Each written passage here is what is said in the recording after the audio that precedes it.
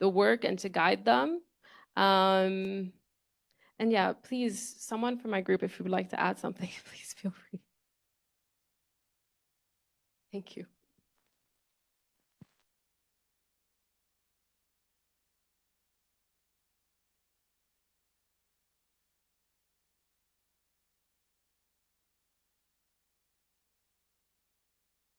Came up was a piece about education and looking at education differently.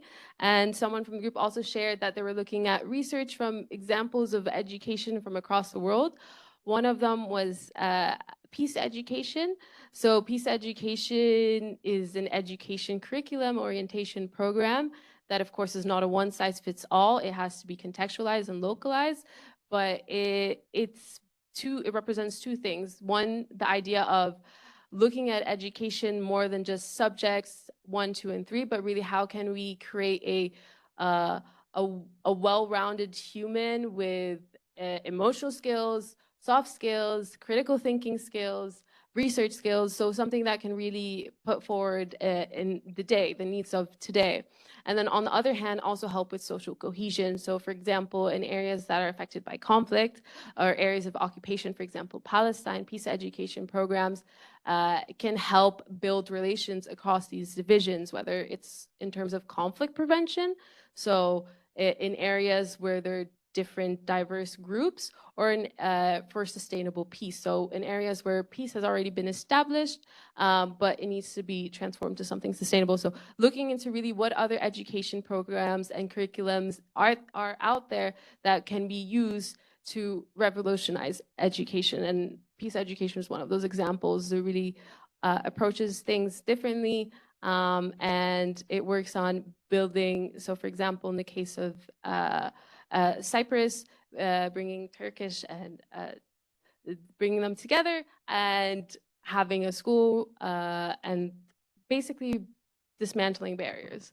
I'm not doing justice. Please ask me if you have questions.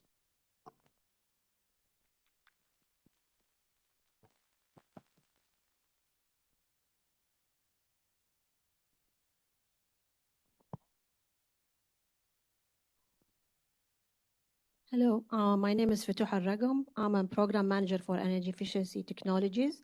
I'm from Kuwait Institute for Scientific Research, and I'm Kuwaiti from Kuwait, just for clarification. So in our group, we had different expertise. We had some with backgrounds in public policy, energy transition, industry, environment and energy economics, and energy efficiency. So we had different discussions, so we summarized it in terms of the hurdles or challenges and also the opportunities and how we can go forward by sharing some examples. So as for the challenges, there are some political, like you've mentioned before, there is issues with education, there is issue with data and availability of data, and there is an issue, we didn't talk about trust, but we talked about the political issues and with respect to networking and political will. So there is also the language, how we're going to be talking and about the SDGs and how we're going to report on achieving them. There is a specific language to talk to this part of the world. So what works for the West does not necessarily work for the East. And there is the also issue of unused resources and available infrastructure. In terms of opportunities, there is the opportunity for knowledge transfer, capacity building and education, similar to what you have talked about. There is also opportunity in networking, and also data and statistics, the political structure, and the available expertise and infrastructure. So how we're going to go about it and go forward. So we talked about each of these hurdles, and we shared some examples. For example, in how we're going to talk about specific SDGs and how we can sell issues similar to like energy transition. There is the issue that you brought up, which is the subsidy. And as we all know, especially in the GCC, this is not something that is welcomed on a political level. No one is going to go and actually advise the government to drop the subsidies and will be elected again. So that talk is not going to happen. So we have to change the way and the language we're going to talk about it. And we shared an example from Kuwait, which is there's a program called Hafez, provided by Ministry of Electricity and Water, in which they they did not remove the subsidies, but they encouraged the consumer in order to save some amount of their energy, and it was reflected on their energy bill. So this way, you're redirecting the subsidy in a way where you can benefit achieving specific SDGs. And then there is also, like I mentioned, the political cost and how future action will affect people in politics. So they have to think of how they're going to sell their vision. Like an example shared about Qatar, how networking is important. For example, networking between specialists and researchers in specific fields with the stakeholders and the industry. That's how you can transfer the knowledge. We've also talked about the deregulation of the power sector, and how this can be a way of achieving also the specific SDGs. And also we talked about how we can develop a specific business model for each country and for region. We don't have one recipe for the whole world, so we have to devise specific business models according to where the country is or the region. And there is also empowerment through education. We can do that similar to what's been going around the world. And we've shared an example of the professional development and certification programs, similar to what has been provided by, for example, Association of Energy Engineers, where we can certify professionals in the field. And this will guarantee that they will stay connected to their field. They know the knowledge up to date. They know about the technology by maintaining these certification that they've got it. Also, we've talked about, yes, there is available unused resources in the region with respect to fossil fuels and also the available infrastructure. What can we do and how can we use available resources, for example, expertise within the UN organizations, how we can transfer the technology from the developed nations to the developing countries in order to know how to deal with such unused resources and to transfer to technology in order to transfer some of the fossil fuels ways and means into something that is more sustainable and can achieve specific sustainable development goals. We've also talked about the data collection and reporting, how some data is available, but it's not well organized or not well presented. So we can capitalize on using existing authorities or statistical bureaus, or start new ones in order to collect the data and present them well, where researchers or anyone who's interested or even the UN can tap on these available sources of data to reflect what has been achieved within the country. In terms of also the political will and how we can engage everyone, because we thought there are some efforts within each country, but they're not coordinated well. So we thought there should be an entity or an authority or a ministry, whatever it is, that can collaborate, can create opportunities for collaboration and create a common vision for all entities and stakeholders within the country. And there was an example that we discussed, like the new ministry that was established in Bahrain, which is on sustainable development. I forgot the name.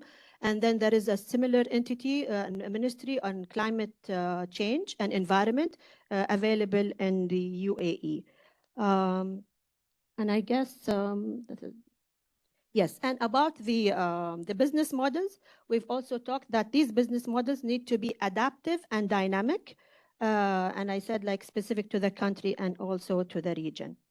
And I guess that's all. I didn't miss anything. Anything to add on?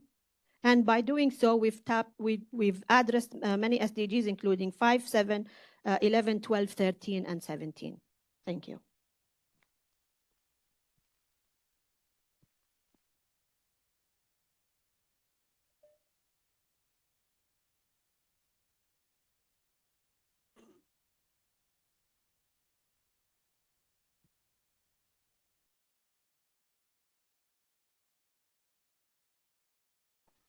Jawad, are you ready to present from the virtual? Yes. Excellent. You can, perfect. Good afternoon.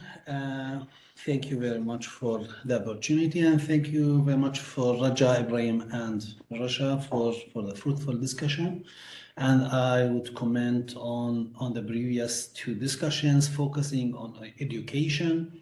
And there is a gap in integrating the Sustainable Development Goals in the education system from the kindergarten up to the university. And this gap, one of the interventions, they try to close this gap by using the local knowledge. And using a local knowledge can bridge any understanding or missing of understanding in developing the youth and the role of the youth and the woman. The intervention that we discussed, it was about strengthening human well-being and their role, as well as securing their the development of the environment through looking at the opportunities that are available in each country. And that was a project by Raja from Morocco. So the intervention was about cultivating of natural plants and mitigating deforestation through looking at the local biodiversity. And one of the challenges in the challenges of the interventions usually is the sustainability of an intervention and the participation from local communities to the intervention in order to make it a success story. So the discussion was about what are the possibilities not to keep people behind and to support the minority in a community, or let's say those who are left behind, like the women and youth. And youth, in this case, we refer to youth as males and females, speaking an equity between the gender. So due to the land degradation as well as loss of water resources or the natural resources, many families lost their jobs. And these groups are the most affected, the youth and the women. So the intervention came to a conclusion that what are the means and the mechanisms that could integrate these youth and give them the hope, and the woman give the woman the power to sustain their lives or their daily lives and to come over the challenges. So one of the problems that the intervention usually faces the weak participation, and to come over this weak participation because they lose hope is to give them the role to identify what kind of possibilities that they have in their natures, what kind of diversity the plants are there, the natural resources are there, and how they can use these natural resources to solve their daily life problems. So the intervention asked the local population to be part of the intervention through asking them to use their local knowledge. So the knowledge here and the understanding of what they have in hand is very important and crucial part for collecting and identifying the medicinal plants that can be of an economic benefit. And here there's a business model. If you want to sustain an intervention, then you need to have a revenue for such an intervention to keep it sustainable. And in order to keep it sustainable as well, you need the local knowledge to be part of it. So the people are bridging the gap of the knowledge because they know something about it. So the community identify the needs, and by identifying the need, they have knowledge about it, then they can develop a business plan, and this business plan can be of economic benefit. And by that, they open new jobs and bridge the gap between the education, if they have missed the education, or the opportunities for youth to find jobs. So the intervention was focused on rural communities, making sure no one is left behind. And in this case, the focus was on women and youth. And by that, giving the hope to develop their future and giving them the role to be part of future development and a key of a change. the outcomes of the intervention was the population developed their understanding, and here's the